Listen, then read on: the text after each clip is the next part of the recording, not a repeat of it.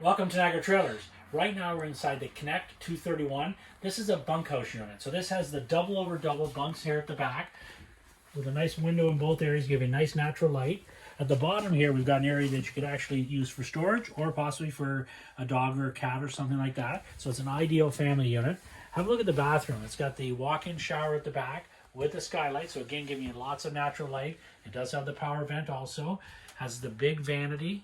Get a little bit more counter space in the bathroom, which is always good. So you come out here into the living area. We've got the nice big horseshoe dinette here, wraps right around. Gives you a great sitting area. Big window, so you get again lots of ventilation.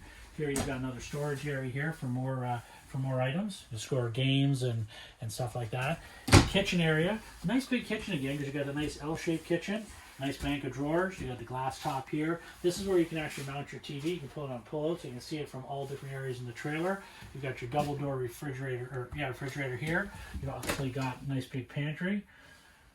As we come to the front of the unit, you'll see that we have the sofa here. So this unit gives you the best of both worlds. Now we have the sofa during the day, but in the evening we're going to drop this sofa down, and then we've got what we call the Murphy bed, which you just unlatch from here.